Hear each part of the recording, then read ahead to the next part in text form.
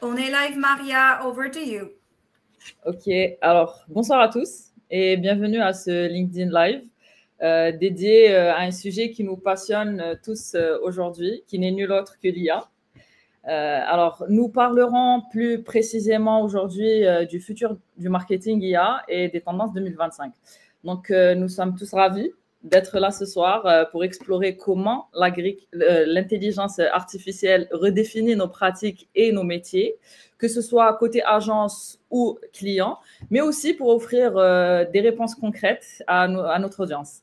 Des exemples pratiques basés sur nos expériences propres à chacun et puis des perspectives innovantes sur ce que l'IA peut apporter aujourd'hui et surtout dans le futur.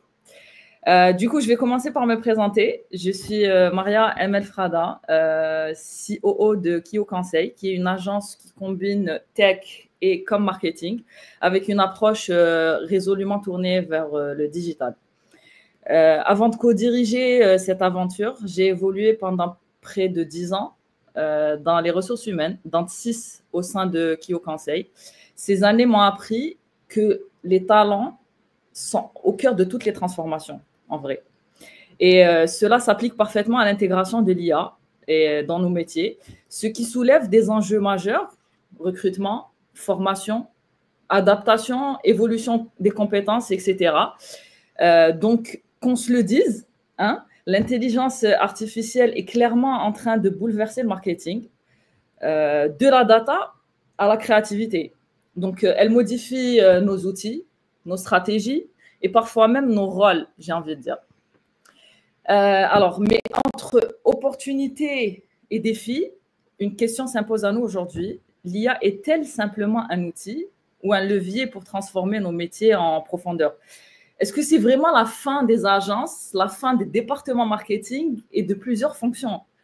Voilà, donc c'est à ce titre que nous allons voir ce soir justement en parlant de data avec Yasmina Bougnider-Kazitani, CEO, experte en data marketing et auteur d'un livre récemment paru que je recommande à nos auditeurs d'ailleurs, s'intitulant Le marketing 4.0 à l'ère de l'IA ou les secrets de l'IA pour les nouvelles marques. Voilà, nous vous mettrons le lien en chat, en commentaire, comme ça ceux que ça intéresse pourront le retrouver. Et nous parlerons aussi de créativité avec Aurélie et Cédric Bensoussen, cofondateurs d'Interactive Studio, spécialisés tous deux dans la création et dans la stratégie marketing. Donc, du coup, ensemble, nous découvrirons comment allier technologie, innovation et émotion. Donc, je vous invite à tour de rôle à vous présenter avant de passer au vif du sujet.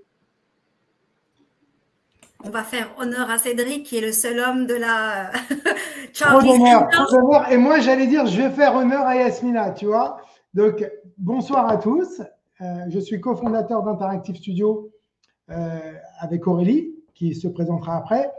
Interactive Studio existe depuis 2005. On a commencé avec la création de sites internet et du référencement naturel. Et ensuite, on a ajouté des briques technologiques en passant là, plus récemment par le métaverse. Là, les dernières technologiques marketing et briques technologiques marketing et IA. Notamment, on fait beaucoup de FOH, on pourra rentrer. Et on fait beaucoup de création et de contenu et de vidéos à base des nouveaux outils, de nos nouveaux crayons, qui sont les intelligences artificielles génératives. Aurélie, peut-être?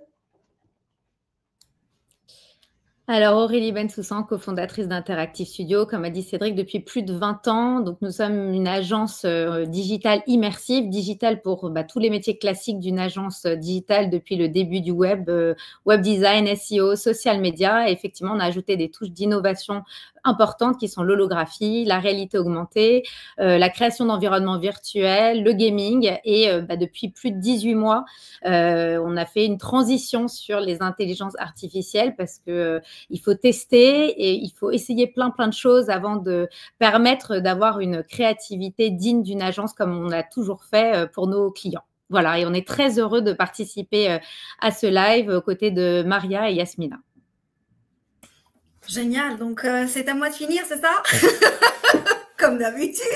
J'ai pas mes lunettes de soleil comme Cédric. Écoutez, j'ai passé presque 18 ans dans la EdTech, dans tout ce qui est mécanisme de jeu. Ces dernières années, je me suis approfondie dans le gaming, mais aussi dans l'entrepreneuriat pour tout ce qui est process pour pouvoir mettre un projet dans le marché, etc.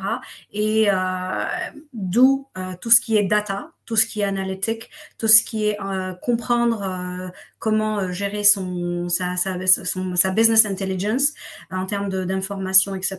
Et donc, je suis ravie d'être entourée de 3 personnes qui travaillent dans le marketing depuis plus de 2 décennies, mais aussi qui ont un point de vue, on va dire, agence.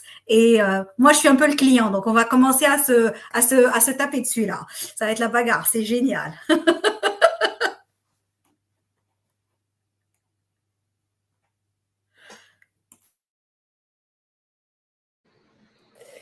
Alors, nous allons entamer notre discussion. Je vais avoir une question pour vous tous afin d'ouvrir un peu le débat. L'IA perturbe-t-elle les modèles actuels du marketing? Est-ce que vous pensez vraiment que c'est la fin des agences et des départements marketing? Tu commences, Yasmina? Ok. Écoute, je répondrai que non, mais oui aussi. Alors, le oui, pourquoi? Parce que toutes les personnes aujourd'hui, tous les clients, tous les départements marketing pensent que l'arrivée d'un chat GTP, d'un open source, etc., font qu'ils vont réduire leur marketing, qu'ils vont changer, que ça va être une révolution. Non, parce que la réalité, elle est bien loin de ce qu'on s'imagine. Donc, je pense que aujourd'hui, quand on dit que l'IA va changer les choses, elle va, si les gens ont connu l'arrivée du site web il y a 20 ans, c'est un peu la même chose. On pensait que le site web, on n'aurait plus de boutiques. On a toujours des boutiques. Hein. Donc, en fait, on a juste diversifié la façon de le faire. Donc, pour moi, l'IA est juste un outil. Elle n'a pas de conscience, elle n'a pas d'âme, elle ne nous comprend pas, elle nous mimique. Donc, que les gens me disent ChatGPT, il a de l'émotion, il te mimique. C'est ton miroir. Rien de plus, rien de moins. Donc, c'est ça ce qui est très, très important. Et j'invite aussi les gens à aller voir le rapport de LinkedIn qui est sorti sur le marketing, où les entreprises aujourd'hui, pratiquement 75% des entreprises qui ont été questionnées, en tout cas surtout aux États-Unis, sont en train d'essayer de repositionner, refaire un design de leur département marketing. Mais en même temps, j'ai envie de vous dire qu'ils ne savent pas vers quoi ils vont partir. Donc, ils ne savent pas c'est quoi le futur du marketing vraiment en tant que modèle avec l'arrivée de l'IA. Donc, ils font du changement juste parce qu'ils sont en panique, en fait. Et je laisse la place à Cédric et Aurélie pour en parler de leur côté aussi. Alors, merci Yasmina pour ton explication. Alors, de toute façon, ça fait maintenant, pour notre part, ça fait plus de... On a démarré, tu parlais du site web, en réalité, moi j'ai démarré dans le Minitel. D'accord?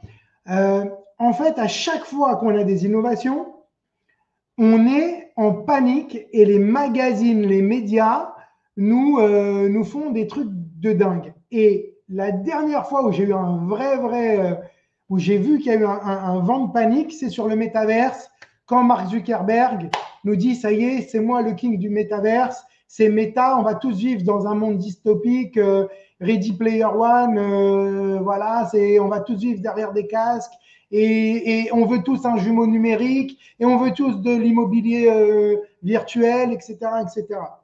Et en fait, nous, au sein de l'agence, on a des graphistes traditionnels, des vrais dessinateurs qui vont prendre ce crayon-là et qui vont vous faire un tour de magie parce qu'ils vont vous créer un truc incroyable.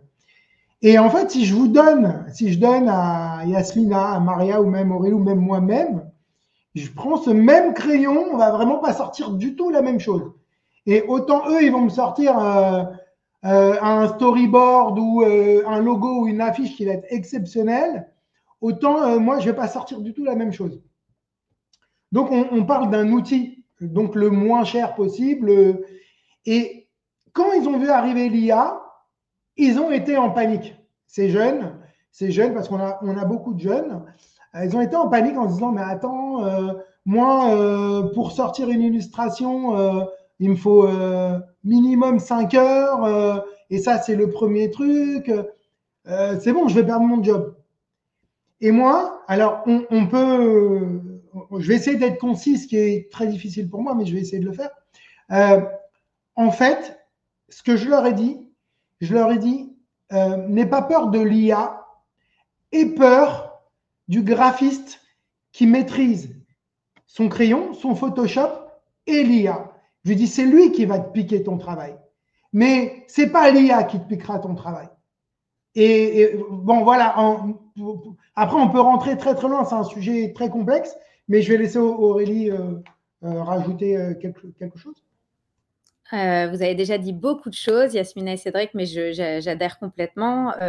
Donc, l'IA va permettre, vous avez tous testé ChatGPT, notamment Midjourney. Voilà, tout le monde, on va dire, s'est amusé avec ces nouveaux outils, même si le terme outil me dérange un petit peu parce que c'est facile à placer dans un discours, mais il est réducteur. Et comme tu as dit très justement, Yasmina, on est dans un véritable changement de paradigme, une nouvelle ère qui est en train de s'ouvrir. Après, c'est toujours difficile quand on est un petit peu au début de la piste de se dire qu'est-ce qui va se dérouler devant nous. Là, pour l'instant, l'intelligence artificielle, elle permet de simplifier les tâches, d'accélérer les productions, les processus de contenu. Elle inspire la créativité humaine. Elle nous donne des nouvelles idées.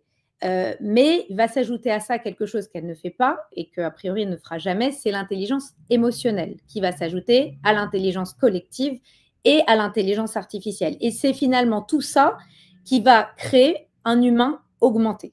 Et nous sommes en train de devenir tous des humains augmentés.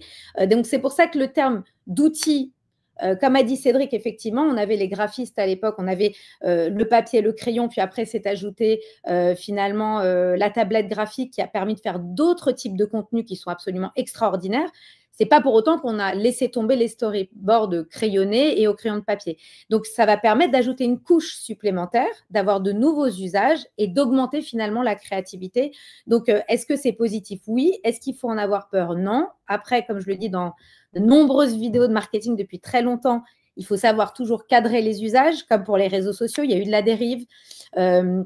Il y a forcément des messages de haine, il y a des choses qui peuvent dériver de la nouvelle technologie. Il faut être capable de bien mettre un cadre à ça et ne sortir que le meilleur.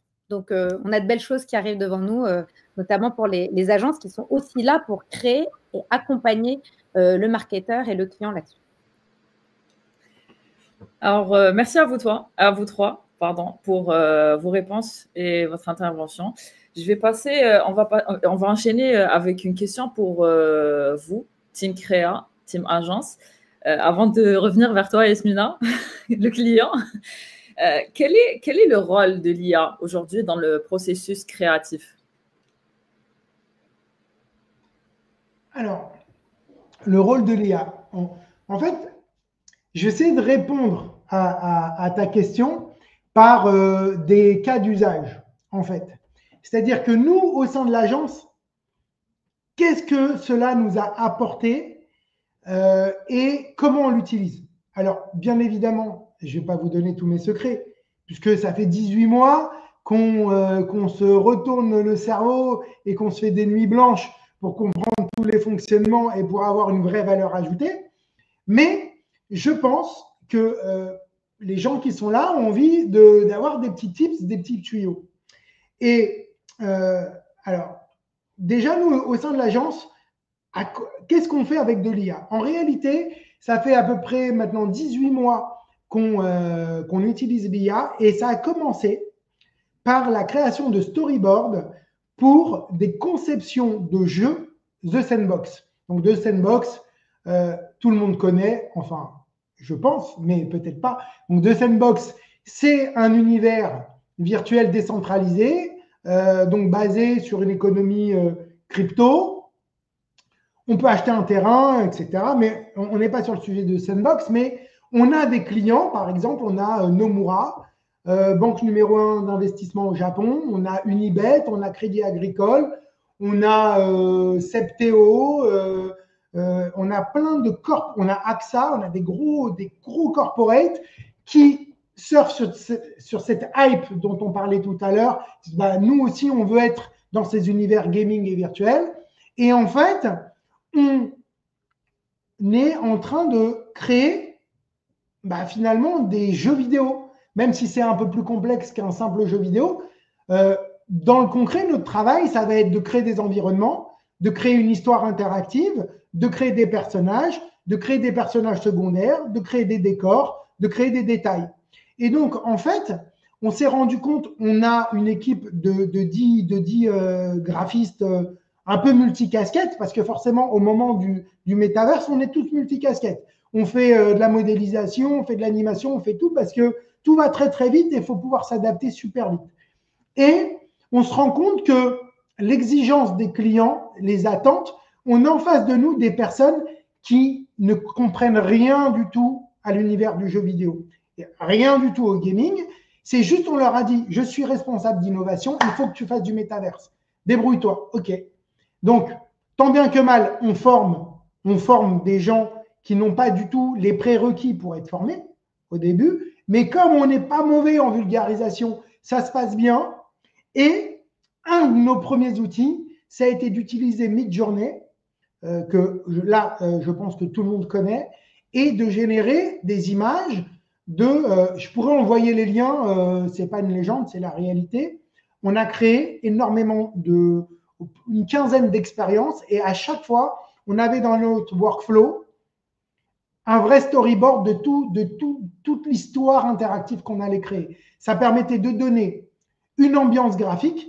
Comme Sandbox, c'est du voxel derrière, de toute façon, on ne récupérait pas le graphisme généré par Midjourney. Mais par contre, lorsqu'on créait, par exemple, une ville futuriste ou je me rappelle que pour AXA, on avait créé un désert avec des zones de Far West, tout ça, ça a été créé d'abord avec de l'intelligence artificielle parce que ça nous a permis de gagner énormément de temps parce que on avait 2 illustrateurs, ils ne pouvaient pas créer, c'est-à-dire en termes de renta, c'était impossible de créer. On n'était pas sur des prods AAA comme dit Yasmina, on n'est pas du tout sur ce type de prod, mais en réalité, le processus de création, il était AAA presque.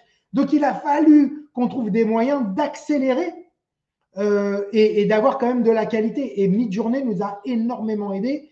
Et donc, en fait, clairement, on se rajoute 2 graphistes avec un Midjourney. Bien géré. Donc, ensuite, Aurélie, si tu veux continuer sur la suite de ce qu'on fait avec de l'IA.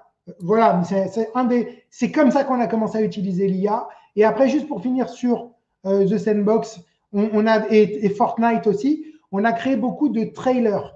Parce que lorsqu'on crée un environnement virtuel, contrairement à ce qu'on pense, mais c'est comme un site internet, il faut faire la promotion derrière de cet environnement virtuel. Donc, ça passe par les réseaux sociaux, ça passe par YouTube et il faut des contenus vidéo. Et donc, au moment où on crée les trailers de ces environnements virtuels, en fait, il faut aussi des voix. Et moi, j'ai travaillé avec beaucoup d'acteurs ou de voix off. C'est non seulement coûteux, ça prend du temps, c'est pas très flexible. Et en fait, on a utilisé des intelligences artificielles pour avoir des voix en 150 langues. Donc, c'est fou, quoi. Et donc, ça permet aussi de décliner un contenu vidéo en autant de langues qu'on a de cibles. Et ça, clairement, avant, passer un site internet en 5 langues, c'était un travail de fou, quoi. Voilà, maintenant, Aurélie, si tu veux prendre le… Oui, alors, brièvement. Non, c'est vrai que… Pourquoi on parle de 18 mois de recherche et de travail? Parce qu'il faut savoir qu'on parle de Midjourney et d'autres intelligences artificielles, mais qui n'étaient pas complètement abouties et qui ne sont pas encore complètement abouties, puisqu'il fallait nourrir finalement ces IA pour qu'elles arrivent à une espèce de sorte de perfection créative. Il faut vous dire encore qu'il y a 6-7 mois, certains personnages avaient 7-8 doigts par main, ils avaient le nez déformé. Là, on est sur des créations de Noël. pour avoir le Père Noël style celui de Coca-Cola, il faut avoir une patience et finalement une hiérarchie, une organisation dans son travail et dans son process qui maintenant est mise en place par l'agence et qu'on peut se permettre maintenant de finaliser, de proposer aux clients. Chose qui encore il y a quelques mois, c'était finalement à tâtons. Moi, j'ai eu la chance d'aller dans certaines grandes entreprises où ils m'ont montré les derniers travaux d'IA. C'était pas encore abouti du tout. Donc, j'ai dit, vous n'allez pas quand même présenter ça à vos clients, c'est pas possible. Donc, on est encore en train de rechercher et d'aller au bout des IA qu'on a, mais ils sont encore en train d'attendre finalement beaucoup de données pour avoir une sorte de perfection. J'aime beaucoup le parallèle avec le web où en fait au début, avant d'être une immense toile, il n'y avait que quelques sites web satellites et en fait c'est toute la donnée de créer en fait des sites internet qui se sont greffés, qui ont créé finalement cette toile extraordinaire qu'on connaît qui est Internet, notamment par la recherche sur Google. Pour donner un exemple concret que j'aime beaucoup, on a utilisé il y a plus d'1 an un personnage 3D qu'on a créé, une sorte d'extraterrestre qu'on a créé. On a fait apposer une voix, il me semble que c'était la mienne d'ailleurs, sur ce personnage 3D pour recruter des jeunes justement qui étaient motivés par travailler sur Sandbox et Fortnite dans la création. Alors, ça prenait du temps, donc on a fait le personnage 3D, ensuite il a fallu l'animer par un animateur, il a fallu prendre la voix, faire le montage, ça a pris énormément de temps. Aujourd'hui, entre finalement ChatGPT pour avoir le script, Murphy AI pour avoir la voix dans n'importe quelle langue, avec n'importe quelle tonalité, et finalement Runway pour l'animer de la façon dont vous voulez, parce qu'avec Act 1, qui est le dernier volet abouti de Runway, vous l'animez avec la vidéo d'un humain derrière. C'est d'une simplicité enfantine, après évidemment obligatoirement cadré par une agence qui va apporter de l'émotion. Voilà pour des exemples concrets. Et j'aime bien le côté c'est simple. Par contre, ça paraît simple en fait, mais pour avoir un résultat, on va dire professionnel, c'est pas de la prétention, mais on a travaillé avec des très grandes marques très exigeantes. Et en fait, c'est ça qui me permet de dire qu'aujourd'hui, on a été capable de les satisfaire, donc de dire qu'on a un niveau professionnel. Mais j'aime pas ces mots, vous savez, je suis expert ou Non, c'est qu'il y a un moment, tout le monde est expert. On est avec des experts métaverse, après on a des experts crypto, après on est expert. Non, moi, je suis expert de rien du tout. On est des passionnés de la création et en fait, on apprend tous les jours. Et ce qui se passe, c'est que on se retrouve à avoir donc des gens qui veulent parler qu'avec des experts, etc. Ok, mais moi, ce que je dis, c'est regardez nos travaux, ça vous plaît, ça vous convient, on peut travailler ensemble. Et donc, en fait, Aurélie dit que effectivement, on a aujourd'hui ce qu'on appelle on va appeler ça des workflows, où on va dire on a des recettes de cuisine, un petit peu comme un restaurant. Vous savez, quand vous allez au restaurant, vous demandez une margarita. Mais une margarita, c'est super simple. C'est de la pâte, c'est de la pizza, c'est de la sauce tomate et du fromage. Ok, c'est super simple. Mais pourquoi il y a une margarita qui est magnifique et que vous mangez les doigts et puis l'autre, vous la finissez même, vous prenez un bout et vous laissez tomber. C'est des ingrédients, c'est simple. C'est quoi la différence? C'est la qualité des ingrédients. C'est la qualité de l'artisan. Comment lui, il va travailler sa pâte, etc. Et en fait, quand vous travaillez avec une agence créative, si déjà vous tombez sur des gens, ce n'est pas des passionnés, passez votre chemin, laissez tomber. Ils doivent qu'ils fassent un autre job. Vous voyez, moi, j'ai eu des tas d'alternants, de jeunes en stage. Je dis, mais mon gars, ou ma petite, j'ai le souvenir d'une fille qui a fini hôtesse de l'air. Et moi, j'ai repéré direct que ce n'était pas pour elle ce qu'on faisait. C'est pas ton kiff, laisse tomber. Mais je suis pas décourageant. Mais il y a un moment où on est capable d'analyser. Et en gros, ce que je veux dire, c'est que oui, ça paraît simple, mais pour aujourd'hui, on est expert, entre guillemets. On est capable de créer des personnages virtuels sur mesure qui sont, on va dire, 95% méconnaissables d'une presque réelle, en fait. Quand vous voyez le truc sur les réseaux sociaux, vous dites, c'est quoi ce truc-là? C'est vrai, c'est pas vrai.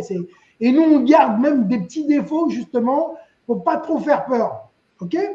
En fait, pour arriver à ce niveau-là de perfection de l'image, mais en fait, on a essayé, mais on a passé des semaines à dire non, mais attends, elle a 72 dents, on peut pas la garder, c'est pas possible. Ouais, mais tout le reste est bien. Ouais, mais 72 ans, ça marche pas, etc.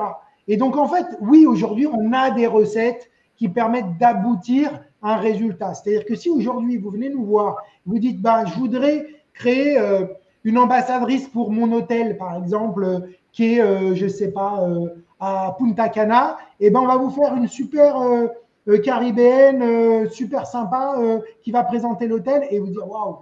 Et en fait, bizarrement, quand vous activez ce genre de vidéo, ben, la dernière qu'on a activée, on a eu en naturel, et voilà, là on arrive au marketing, 46 000 vues sur YouTube, sachant que la majorité du temps, vous postez une vidéo sur YouTube, sauf si vous avez un vrai compte d'influenceur, vous avez 30 vues, 40 vues, 50 vues. Si vous ne l'activez pas avec de la publicité, derrière, du Google Ads ou ce que vous voulez, rien du tout.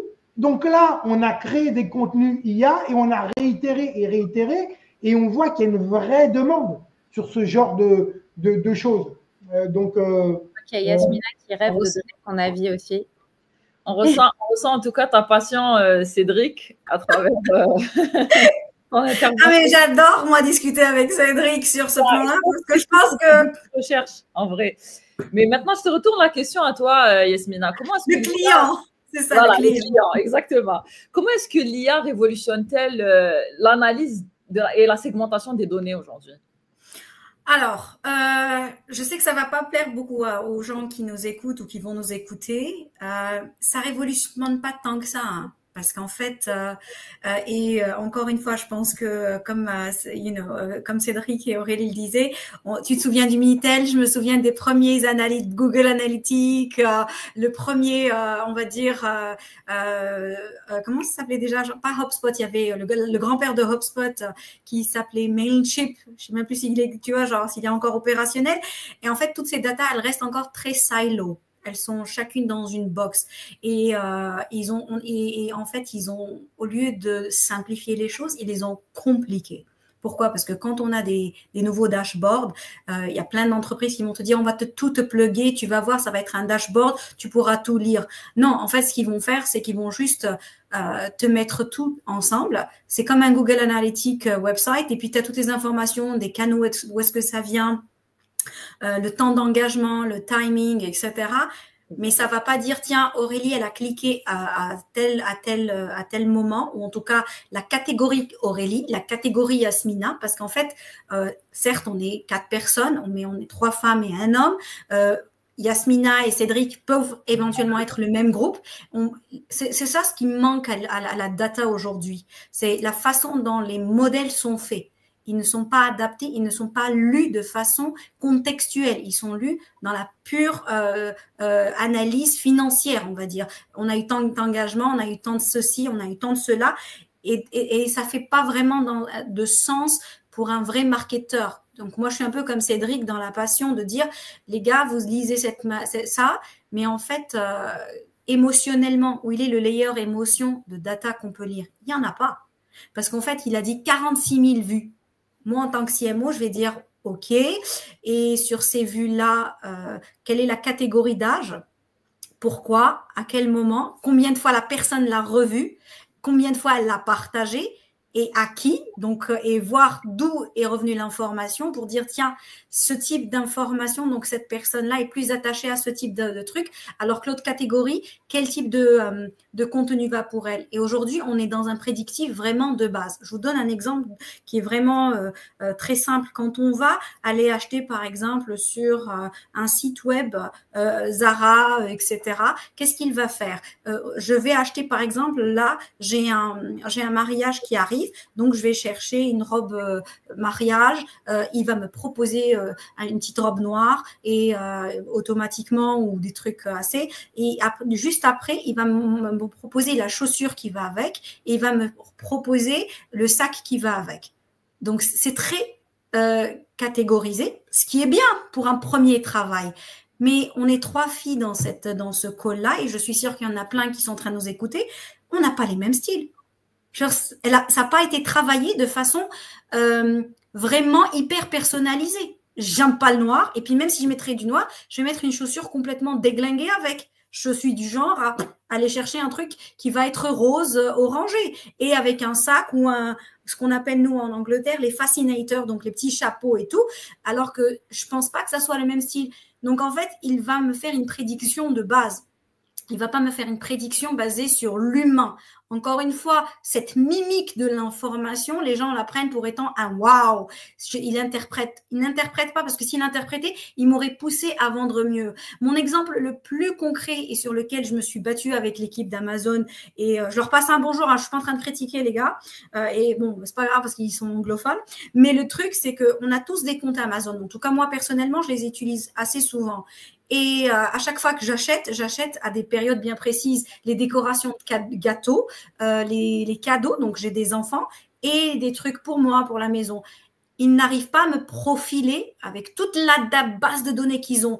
Parce que je suis customer Amazon, on va dire, première, c'est ça. Donc, on a accès à Netflix, pas Netflix, Amazon Prime, les vidéos. J'ai mon Kindle dessus. Donc, en fait, ils ont plusieurs unités, mais aucune unité ne se regroupent avec les autres. Vous imaginez, ils me connaissent mieux que mon mari. Ils savent ce que je lis, ils savent ce que j'ai envie de faire, le type de gâteau que je vais préparer, que j'ai un garçon qui a un certain âge, puisqu'à chaque fois, j'achète pas pour des cadeaux de filles, en tout cas en termes de jouets. Donc, j'achète pas la poupée, mais j'avais acheté par exemple le Groot ou les gardiens de la galaxie. Donc, si elle était l'IA aussi développée, je veux dire, il prédirait 2 mois avant l'anniversaire de mon fils, il me dirait, bah tiens Yasmina, pour les enfants de 14-15 ans, etc., voilà les top ventes, ça serait intéressant que tu puisses y penser dès maintenant, et voilà quelques décorations de cadeaux, gâteaux, etc. Je vais juste intervenir sur ça, Yasmina. C'est vraiment intéressant puisqu'on va effectivement vers de la… Alors, je ne fais pas partie du côté data, mais je vais rebondir sur ça. On va sur de la prédiction hyper personnalisée. Là, quand on parle techniquement de futures tendances 2025, on va sur de la personnalisation émotionnelle aussi, bien sûr, qui soit liée directement à ce que ressent le consommateur. Et effectivement, si par exemple, j'ai l'habitude d'acheter un type de gel douche et qu'on s'est rendu compte d'après les datas basiques que j'ai acheté ce gel douche peut-être une fois par mois la bouteille de 1 litre, normalement, il devrait y avoir une prédiction liée à mon comportement d'achat disant, on sait qu'à Aurélie, on va lui envoyer peut-être avant le mois où elle va racheter son produit, une remise peut-être de 5% pour la pousser à ne pas aller voir une autre marque, à ne pas aller voir finalement un concurrent de ce gel douche.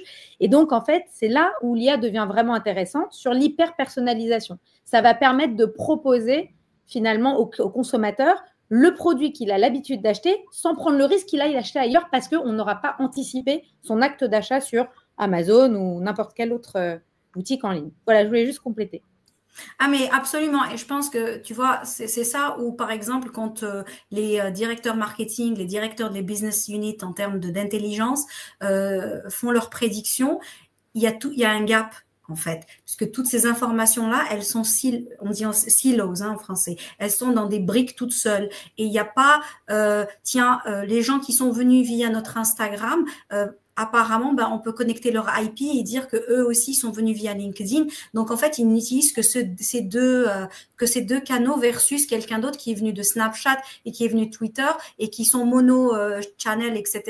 Et tiens, la personne là on a envoyé les emails et en fait, les gens des emails, ils sont connectés à le groupe A et pas le groupe B. Donc, ça nous donne déjà un profiling de dire que le groupe A, ils checkent leurs emails, donc ils sont d'une certaine catégorie où on va là commencer à faire un modèle pour eux, versus les gens qui viennent de Snapchat ou de Twitter qui, eux, ne checkent pas leurs emails aussi régulièrement ou peut-être jamais, ou ils en ont pas, etc.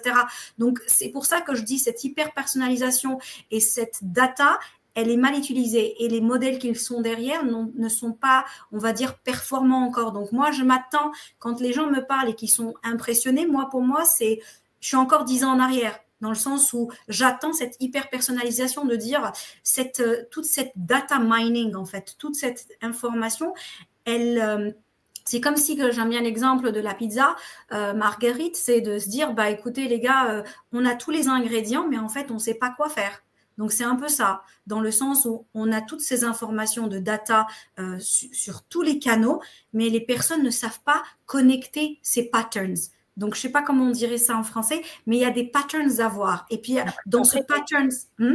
Non, après, la difficulté, je pense, qui est finalement en train de se poser là, c'est qu'en très peu de temps, on a multiplié les plateformes social media et on arrive avec finalement la partie que tu as mis, Yasmina, avec le réseau social lié au gaming. Et donc, en fait, tu ajoutes de plus en plus finalement de silos, tu ajoutes de plus en plus finalement de segments. Et donc, la difficulté pour croiser finalement nos tableurs sur de nouvelles plateformes, des âges différents, des comportements d'achat différents, ça complexifie l'algorithme. Donc, l'IA, je pense que ça va faire un grand nettoyage et ça va aider justement à faire les meilleures prédictions possibles. Mais on n'était pas prêt non plus à finalement ce catalyseur d'avoir autant finalement de données. Absolument, dans le sens où je pense que c'est important. Le gaming ou le mécanisme de gamification est très très important à prendre en contexte parce qu'en fait aujourd'hui on va vers un marketing qui ne nous vend plus à nous, à notre génération, parce que dans 10 ans on n'est plus la cible principale, c'est nos enfants et tous les adolescents qui vont venir, donc la Gen A, etc. Et donc eux, la première des choses, c'est que plusieurs marques ont compris, c'est qu'ils sont dans Roblox, Fortnite, dans tous les jeux, les pocket games, etc. Et en fait, les marques, si elles avaient vraiment utilisé de la vraie IA et de la data, elles auraient déjà commencé à prédire. Alors qu'aujourd'hui, elles sont encore dans l'analyse de base. Donc, c'est encore un très long sujet, je pense, etc. Et je pense que Maria a plusieurs d'autres questions. On va zipper, je vais devenir comme Cédric. Tu as dit, Yasmina, moi, j'ai envie de te dire qu'en termes de technologie, aujourd'hui, ça peut se faire. Mais dans la pratique, je pense qu'il faut qu'on attende encore quelques temps, vous voyez, pour que ces marques passent le cap et aillent vers de l'intégration de l'IA et faire en sorte que ce soit efficace. En fait, excusez-moi, je voulais juste ajouter une chose.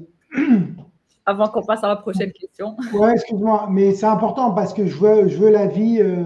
Je veux échanger sur ça avec vous parce que moi, ça m'intéresse. En gros, il y a deux sujets, Yasmina, je pense qu'il faut…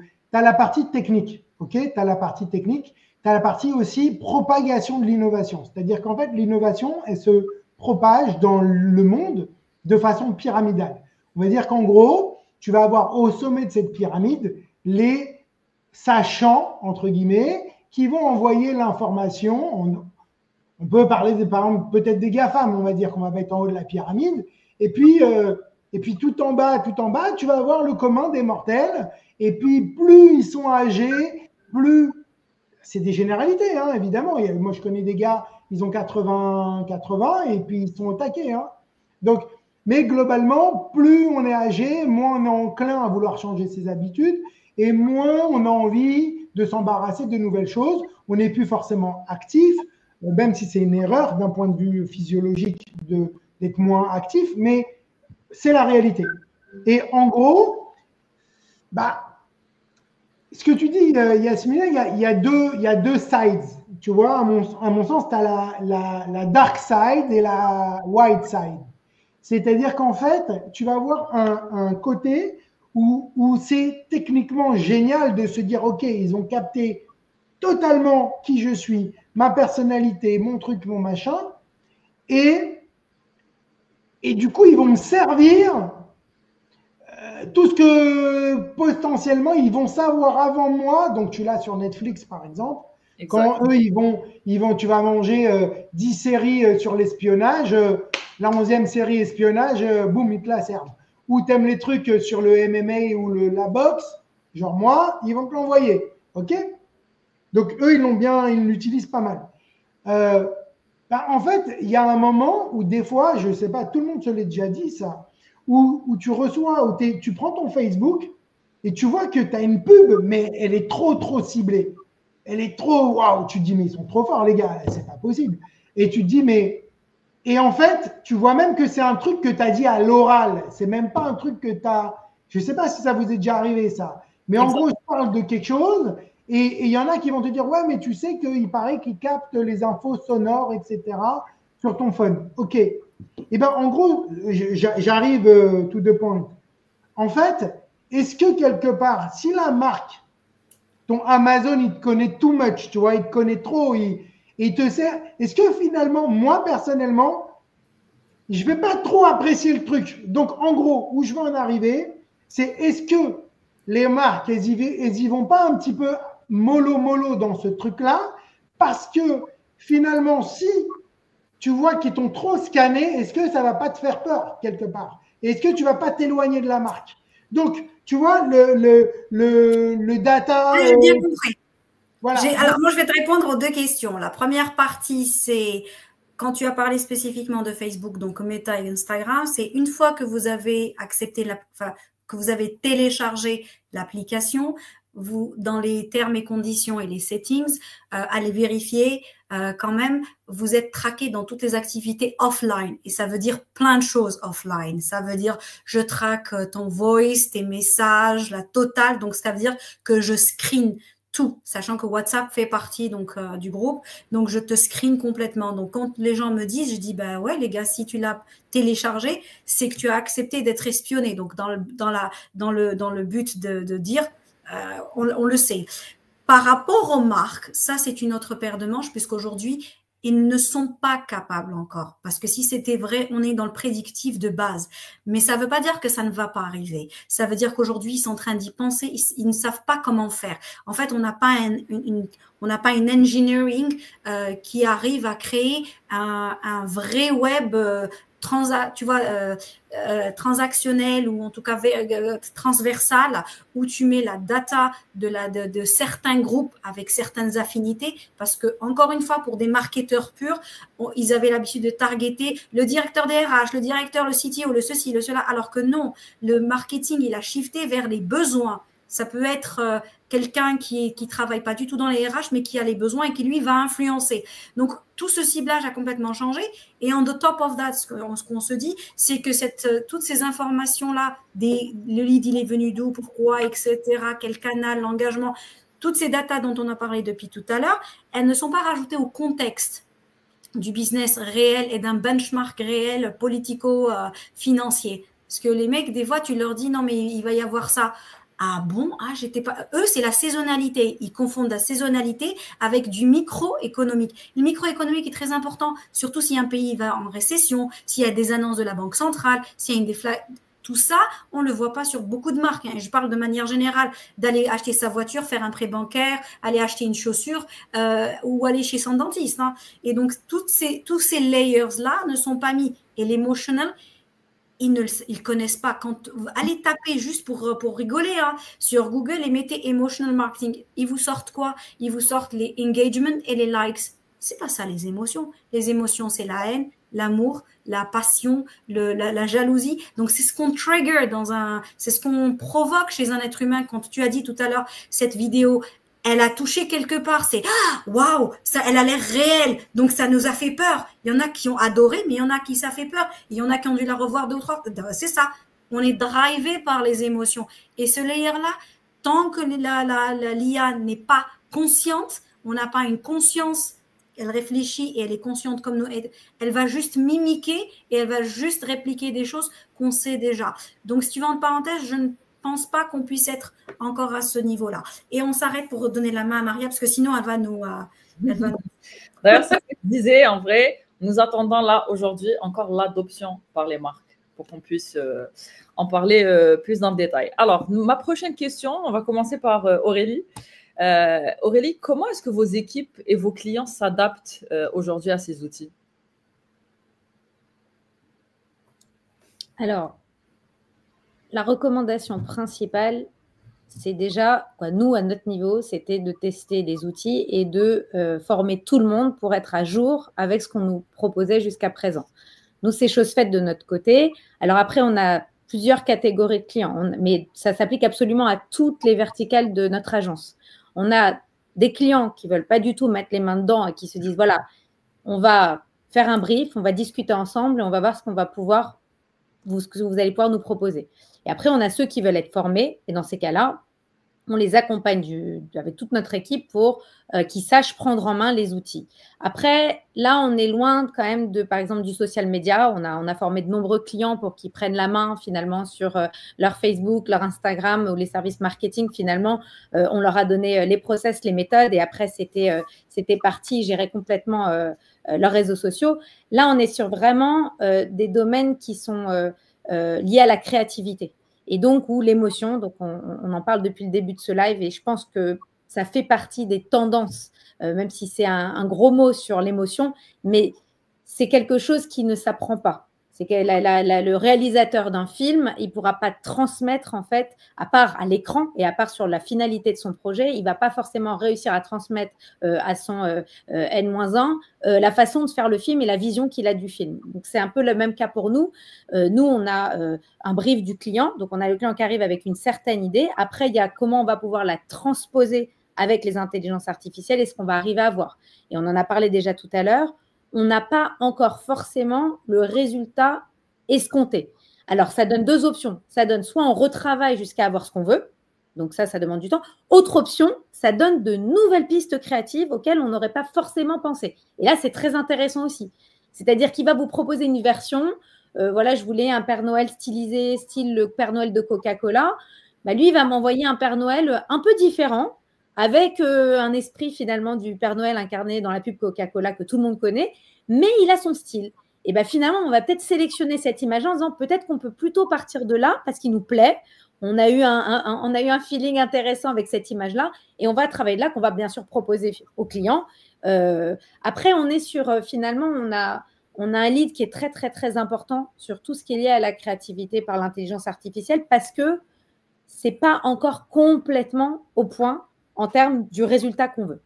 Donc, on va dire qu'on est encore, à mon avis, aux prémices de la création grâce à ces outils-là. Et Cédric, je pense qu'il va vouloir compléter. En gros, il y a aussi quelque chose de fantastique qui est arrivé avec l'intelligence artificielle au niveau du studio. C'est qu'on a réalisé des choses qu'on n'aurait jamais pu réaliser sans l'intelligence artificielle, par contre.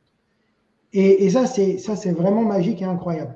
Alors, il y a deux choses. Je reprends sur la partie émotionnelle du choix de l'agence.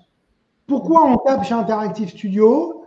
Parce qu'on a 450 vidéos sur notre chaîne YouTube. On a, je ne sais pas combien de centaines sur Instagram. On tient un jour nos blogs et ça permet de, former nos potentiels lecteurs, futurs clients, et deux, de montrer ce qu'on est capable de faire. Donc, ça veut dire que si vous aimez ce qu'on fait, et globalement, c'est ce qui se passe chez nos clients, avant même d'avoir discuté avec nous, ils ont déjà vu une réalisation qui leur a plu. Donc, ça veut dire, je veux retrouver cette envie que je vois, cette envie de manger cette pizza, cette sympathie entre deux personnes, ce regard dans ce networking, eux, ils l'ont capté ce truc-là. Et en fait, avec l'IA, et vous verrez, c'est pas pour me faire de la pub, c'est pour vous illustrer. On pourra laisser 2-3 trucs. On a ce matin diffusé une vidéo au Paris Tech, je ne sais plus le nom, Tech Show, sur une conférence IA. C'est une vidéo que j'avais fait tester émotionnellement sur à peu près 40 personnes. Les 40 personnes m'ont dit voir un bébé faire ses premiers pas dans l'espace, j'ai trouvé ça incroyable. Voilà. Et c'était une des idées que j'ai eues dans ce petit film qui, en fait,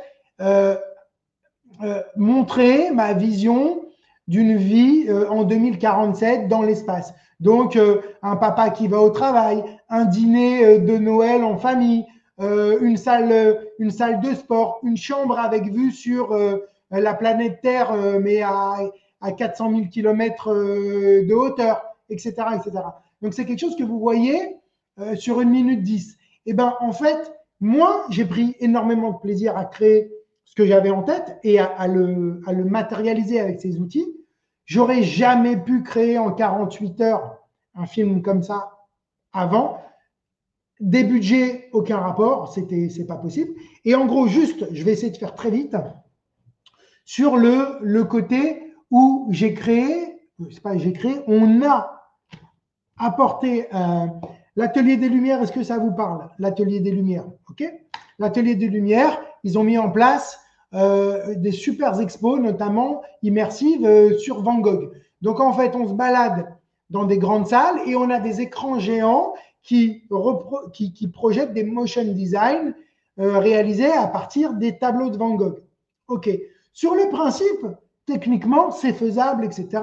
Rien de dingue. Maintenant, il fallait avoir l'idée de la matérialiser et deux, l'installation est quand même assez bluffante. Donc, on déambule dans les univers de Van Gogh. Il sonne à notre porte.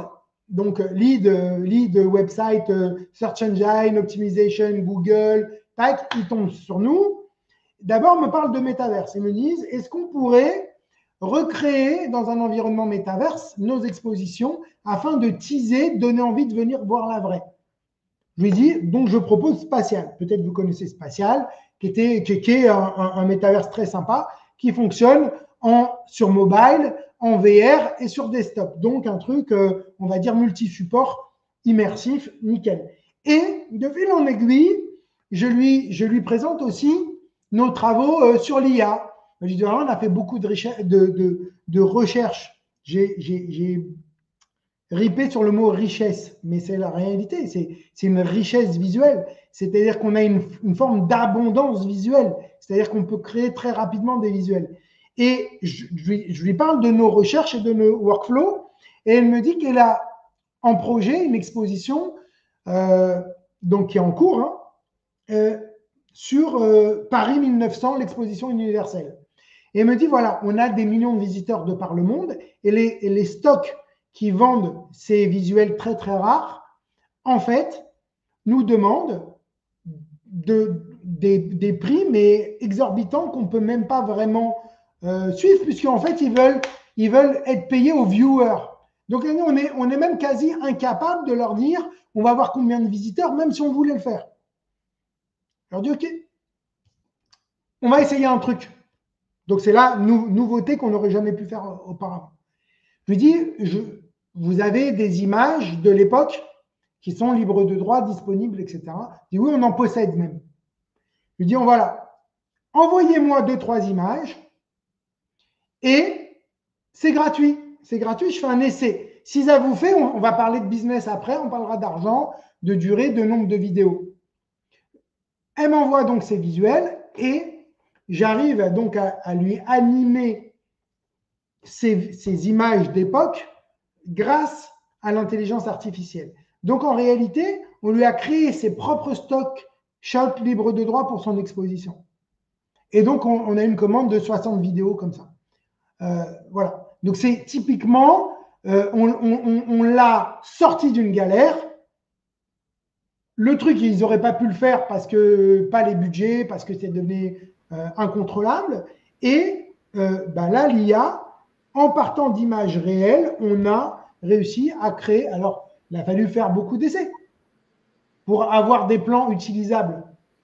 Voilà. Mais typiquement, c'est un cas de réel qu'on a eu. Voilà. On aura l'occasion de parler de cas réels. Yasmina, est-ce que tu peux nous apporter une réponse à cette question? Comment est-ce que vos clients et vos équipes s'adaptent à ces outils? Alors, je vais tout simplement dire que ça dépend de l'industrie. Il y en a qui aujourd'hui l'utilisent bêtement, dans le sens, et désolé, c'est pas péjoratif, hein, mais c'est je me plug à OpenAI, j'écris et ça me ressort. Donc le promptage est mal fait, la façon d'utiliser est mal faite. Donc au bout de 6-8 semaines de campagne, on voit que c'est répétitif, qu'il n'y a aucune âme à l'intérieur et que ça devient très redundant, donc très dull. Et ça devient même ennuyé au bout d'un moment. Et on perd cette petite sparkling créativité de temps en temps avec laquelle on sort. Donc j'avoue que sur ce plan-là, moi je dis, si vous voulez utiliser de l'IA, utilisez-la, mais utilisez-la bien et intelligemment. Ça veut dire, elle vient en tant que quoi? Elle vient en tant que support pour t'aider à écrire, à mieux t'exprimer. Donc, essaie avant d'aller sur un chat GTP, essaie déjà de clarifier ce que tu as envie d'exprimer. Donc, c'est pas juste je jette un truc là-bas et je le dis. Et qu'est-ce que tu veux? Moi, je considère que l'OpenAI, en tout cas ChatGPT de manière générale, c'est pour moi la secrétaire qui va me recorriger, qui va me revoir et qui va essayer de réarranger les idées. Et ça fait du sens dans un département marketing parce que quand on a un petit département, on a besoin des petites mains. Et donc, l'IA peut jouer le jeu de la petite main, comme disait Cédric, dans la production. Ils ont besoin de cette rapidité. L'IA va la faire. Et le marketing va la même chose. Mais quand on vient demander à l'IA, par exemple, d'interpréter un graphe, c'est pour ça que je dis c'est aussi bête, parce qu'en fait, on peut pas demander à une IA. Elle va vous faire l'analyse de base. Oui, alors, il y a le top. Non.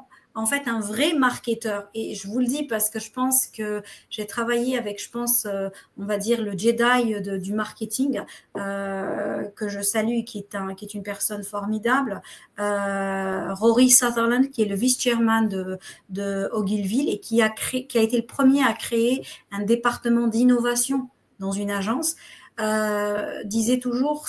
Il me disait, Yasmina, on ne cherche pas à interpréter un graphe, on essaie de trouver qu'est-ce qu'il y a derrière le graphe, ce que les autres ne voient pas. Et si, en tant qu'être humain, on arrive à le voir, donc on capte quelques petites choses, c'est là où on est de vrais marketeurs. Il me disait, voilà. Et en fait, une de ses meilleurs exemples, la première fois que j'ai eu affaire à lui, il m'a emmené dans le café en face de Saatchi à Londres, et je me suis dit, non mais le mec, il est malade, il m'emmène dans un café pour discuter, pourquoi? Et on était assis, et en fait, pendant 10 minutes, il regardait autour de lui. C'est un monsieur, tu vois, avec son cup of tea. Et il me dit, la base du marketeur, c'est de voir le comportement des uns et des autres dans ce café. Les gens, comment ils rentrent, comment ils sortent, comment ils se comportent. C'est ça un vrai marketeur. Un marketeur, c'est pas juste regarder la data. Ça, je peux le donner à un analyste. Je le donne à un analyste, il va faire une analyse, c'est ça son boulot. Mais le marketeur, c'est bien plus au-delà. Donc, quand on demande à l'IA d'interpréter encore une fois un graphe, ça va vous donner que des trucs de base. Donc, si vous voulez vraiment que votre marque se fasse remarquer, essayez de trouver ce qu'il y a derrière cette data, le pourquoi de cette data, ces petits trucs auxquels des fois on ne paye pas d'attention, mais qui sont très très importantes. Donc je pense que l'utilisation comme je dirais, is in progress, c'est en cours. Les gens sont en train d'apprendre, comme à l'époque du site web ou même à la marguerite, la pizza marguerite de Cédric, c'est qu'elles savent, ils savent les ingrédients et ils sont en train de s'essayer jusqu'au jour où ils mettront une pizza marguerite qui sera sensationnelle. Mais aujourd'hui, dans les baby steps. Voilà, ça viendra. Alors, parlons un peu tendance maintenant. Aurélie, j'ai une question pour toi. Quelle tendance émerge dans la créativité augmentée par l'IA aujourd'hui? Alors, on a déjà donné pas mal de notions sur tout ça. On va être redondant, mais c'est vrai qu'on va réussir à percevoir. Voilà, Cédric parlait d'un film qui a été réalisé très rapidement pour le Tech Show hier. Et ça va recouper une question que m'a posée Yasmina il y a quelques semaines en me disant quelle est la publicité qui t'a le plus marqué. Et c'est exactement ça en fait. On va réussir finalement à toucher les gens d'une façon différente et avec des outils avec lesquels on n'aurait jamais pu faire ça. Et aujourd'hui, moi, je ne suis pas plus réalisatrice de films que ça, Cédric non plus, mais ça va nous permettre de faire passer pour nos clients des émotions et des messages extrêmement forts grâce finalement à de l'animation d'image qui est proche du réel ou qui est cartoonisée ou qui a un style de dessin animé. Donc, ce qui est intéressant, c'est que donc ça va aussi rebondir sur les premières questions sur pourquoi l'agence et l'IA. Parce qu'aujourd'hui, la culture d'une agence digitale immersive comme la nôtre, comme Interactive Studio, de l'agence créative, c'est qu'on va arriver finalement à utiliser ces intelligences artificielles avec tout notre historique, toute notre culture créative, à être capable d'utiliser, et donc pareil, ce que disait Yasmina tout à l'heure, c'est pas prompter pour prompter, c'est d'utiliser les bons mots pour avoir le prompt et avoir finalement la réponse liée au prompt que vous souhaitez. Encore une fois, comme Internet. Il y avait au tout début, les requêtes qu'on faisait sur les moteurs de recherche, c'était désastreux, mais pour deux raisons. La première, c'est qu'on ne savait pas forcément bien l'utiliser. Et en face, on n'avait pas forcément finalement le contenu qui était disponible pour pouvoir avoir la réponse à sa question, puisqu'il n'y avait pas encore assez de sites Internet, il n'y avait pas encore assez de ressources. Wikipédia, il est arrivé bien plus tard. Et puis après, tous les sites finalement éducatifs et tout sont arrivés longtemps après les années 90. Donc, c'est un peu la même chose qui se passe là. Donc, pourquoi on ne simplifie pas sur c'est un outil? Non, ce n'est pas un outil, c'est une nouvelle ère qui va nous permettre d'atteindre des objectifs extrêmement augmentés avec des attentes, quoi, les attentes finalement des clients qui vont aller au-delà de ce qu'on peut leur proposer aujourd'hui. Super. Alors, je vais te répondre, Maria, Amel, parce que Aurélie est partie dans un truc. Je vais te répondre dans quelques points parce que tu as demandé les tendances. Exact. Et qu'on a. Donc, je vais compléter ce qu'a dit Aurélie, qui est très bien. Pas d'histoire hein, ce soir. Non, en gros, les tendances, ce qu'on voit qui ressort. Effectivement, les personnages virtuels, présentateurs, influenceurs virtuels, on sent que ça plaît. Il y a un truc qui plaît dans ça. Il y a une tendance aussi qu'on ne fait pas qui est l'érotisme IA. On se rend compte aussi que dès que si vous tapez quand vous faites un prompt sur une femme par exemple, elle est souvent hyper sexualisée, elle a souvent la bouche ouverte, le petit nez en trompette, la poitrine nickel, la mâchoire carrée, et alors qu'on a juste tapé je veux une jeune femme. On n'a pas la lambda, on a le top modèle dernier cri. Donc on voit bien qu'il y a en termes de tendance OnlyFans du fake, c'est un carton. Nous, on n'y va pas, mais c'est une tendance. Après, on a TikTok.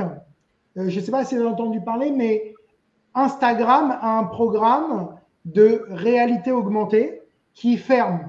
OK ? Donc, nous, pendant Covid, on a vendu énormément de filtres Instagram aux marques. Les marques, aujourd'hui, basculent vers TikTok. Et donc, veulent recréer leur filtre de réalité augmentée sur TikTok. Donc, la tendance qu'on voit là, c'est bascule d'Insta vers TikTok sur la partie réalité augmentée, sachant que TikTok insère dans son système de filtre de réalité augmentée de l'IA. Et donc, permet de créer des filtres assez dingos, notamment sur le vieillissement, sur le rajeunissement. Voilà, donc ça, c'est aussi dans les tendances. On voit aussi que la création de contenu pour les shorts YouTube, donc ça c'est du vrai tips de SEO là, que je vous donne.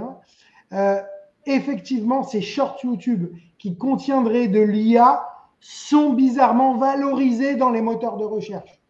Donc on a un lien création de contenu vidéo, IA, Search Engine Optimization. Ça c'est un truc qu'on voit, on le voit déjà. Donc les marques, ça m'intéresse. Si je mets de l'IA dans ma vidéo et que ça me fait monter mon trafic, je suis content.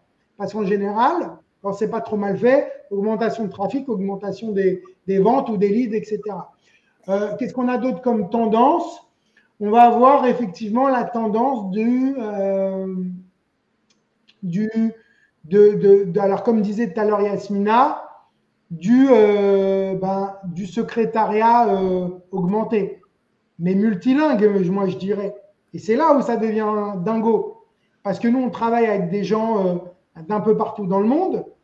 Quand vous leur envoyez un texte en arabe ou en japonais, ils vous regardent et disent « Wow, il est chaud lui !»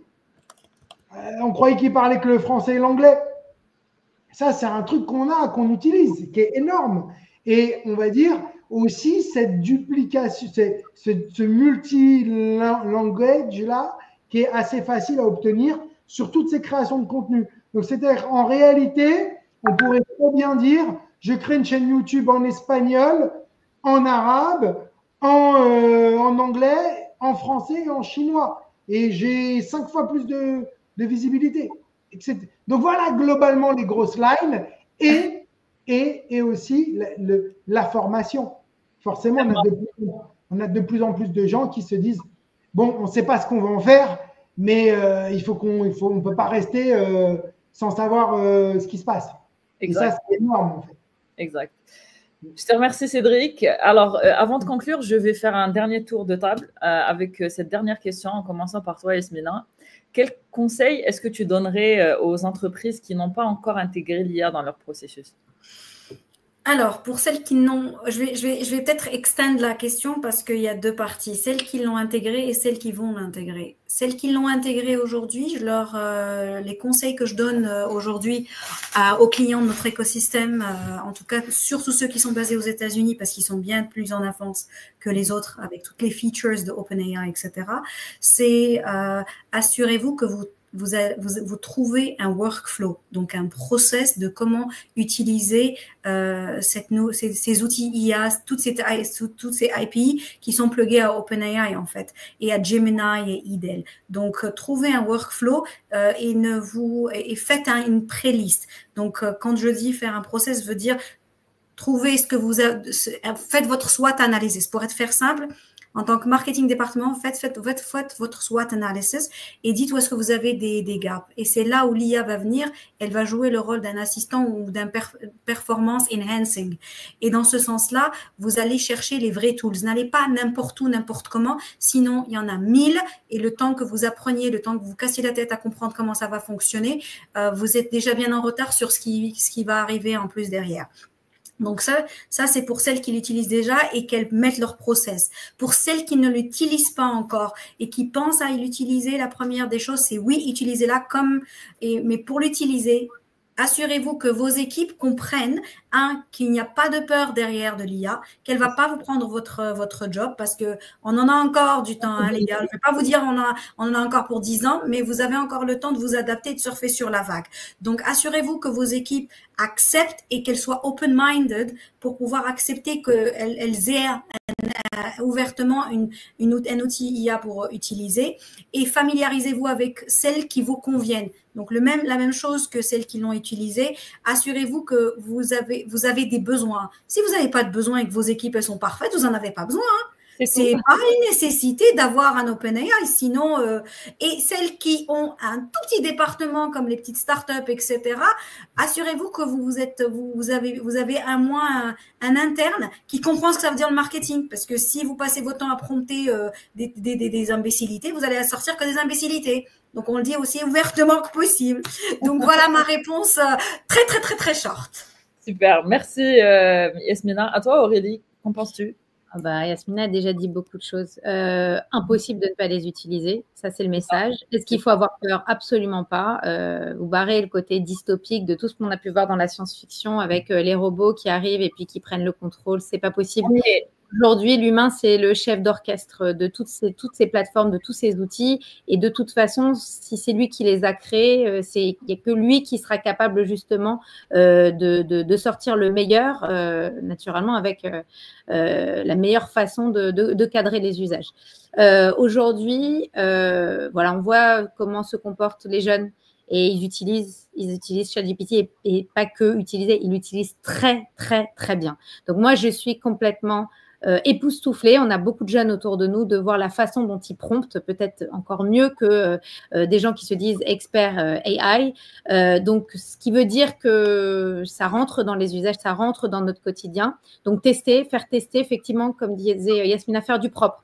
Ça sert à rien parce qu'aujourd'hui, j'adore quand on me publie sur LinkedIn, regardez les 250 applications IA utilisées. Et déjà, si vous en avez 5, un avec finalement du travail de secrétariat, sur la voix, sur de l'image, sur de la vidéo, ça suffit. Prenez les meilleurs. Et par contre, vous les, j'allais dire train, vous vous entraînez avec et vous pratiquez. Et puis après, l'idée, c'est de faire passer le message dans votre compagnie, dans votre entreprise, pour qu'en fait, ça soit utilisé, même si ce n'est pas vous directement. Et le parallèle, c'est ce qu'on a dit, l'agence est là aussi pour vous accompagner, que ce soit Interactive Studio ou Kio Conseil. Les agences sont là pour vous aider, en tout cas, à les faire approprier dans votre entreprise et de rapidement s'y mettre. Je rajouterai à cela, Aurélie, d'ailleurs, ce que tu viens de dire, le nouveau métier aujourd'hui qu'on voit vraiment émerger et devenir viral, c'est vraiment le métier de prompteur. C'est-à-dire que pour dire qu'il nous faudra quand même le support absolu de l'humain. Cédric, tu voudrais rajouter quelque chose? Non. Non. Ok. Bien à dire non. Non, mais c'est super ce que vous avez dit. J'ai rien d'autre à rajouter. Parfait. Non, s'il te plaît, on a besoin que tu rajoutes quelque chose. Alors, si tu veux que je rajoute quelque chose, en fait, concernant le métier de prompteur, donc je complète ce que dit Aurélie, qui est ce que je pense. Hein. On a beaucoup de choses très, même si on se chamaille, on se tord le cerveau, on a beaucoup de choses où on est OK sur la façon de voir les technos. Sur la partie prompt, en fait, il y a quelque chose que j'ai remarqué, c'est que plus on va avoir de connaissances sur un domaine, on va prendre forcément, nous, on est une agence créa. Donc, en fait, avec une forte connotation gaming. OK ? Donc, en fait, plus on va avoir de connaissances sur un sujet, plus on va avoir des résultats pertinents et puissants. Donc, je la fais très courte. Par exemple, vous avez des connaissances en architecture. D'accord ? Vous connaissez tous les architectes de bâtiments. Eh bien, vous allez sortir des images incroyables parce que vous allez pouvoir citer et des noms d'architectes et des styles de bâtiments combinés ensemble qui vont vous permettre de créer des choses incroyables. Mais si, par exemple, en architecture, vous ne connaissez rien du tout, eh bien, il va falloir aller faire un peu vos devoirs si vous avez des images à créer parce que si vous n'avez pas cette connaissance métier, vous ne pourrez pas sortir des images de qualité architecturale. Donc voilà, mais ça s'applique à tous les domaines. Donc voilà, après, c'était quoi la question au départ? On va l'oublier, je pense. C'est une blague. Une petite question pour toi, Aurélie, histoire de donner un peu plus d'informations et de visibilité à nos auditeurs. Pour toi, si tu devais donner un top 3 des IA pour une agence, ce serait lesquels? Écoutez, ChatGPT, Midjourney et Runway. Parfait. Alors, je pense que vous avez pris note. Écoutez, merci à tous pour ces échanges enrichissants. Ce qui en ressort clairement, c'est que l'IA, bien qu'impressionnante, reste un outil qui complète l'humain. Donc, les agences, comme les équipes marketing, etc., ont un rôle clé à jouer pour donner du sens et de l'émotion, ce qu'on dit depuis tout à l'heure, à ces technologies. J'ai envie de finir en disant que le futur du marketing est donc hybride, certes, alors technologique, mais profondément humain. Voilà, merci également à notre audience pour votre attention. On va prendre peut-être quelques questions. Je vous invite l'équipe à lire un peu les questions et à en prendre quelques-unes pour y répondre. Alors, je pense qu'on a une question de Mounir Sakri qui dit « L'intelligence artificielle transforme profondément le marketing en mettant à profit la richesse des données pour afficher les stratégies et personnaliser les interactions avec les consommateurs. Quel commentaire faites-vous » Donc, je pense qu'on en a un peu parlé pendant toute l'heure. Mais si quelqu'un souhaite donner plus de détails par rapport à ça, please go ahead. Cédric?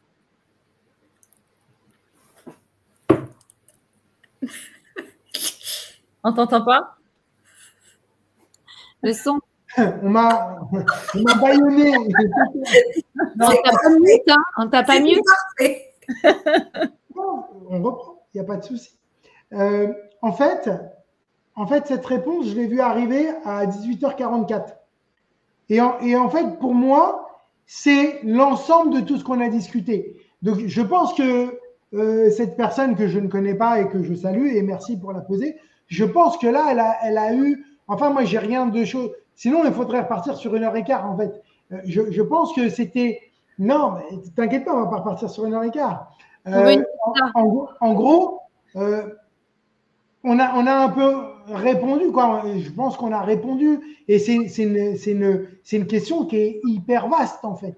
Et donc, il fallait bien cette 1h10 là qu'on a discuté pour… et je pense qu'il a eu ses réponses là. Voilà. Exactement. Écoutez, je vous remercie à tous. Je pense que nos auditeurs ont un peu nos profils et puis nos links agences. Ils pourront revenir vers nous si toutefois ils ont des questions et qu'on puisse y répondre plus en détail. Voilà, c'était un plaisir de partager ce live avec vous, les amis. À une prochaine fois, exactement. À une prochaine fois. Je vous souhaite une excellente soirée à tous. Merci. Merci à vous tous.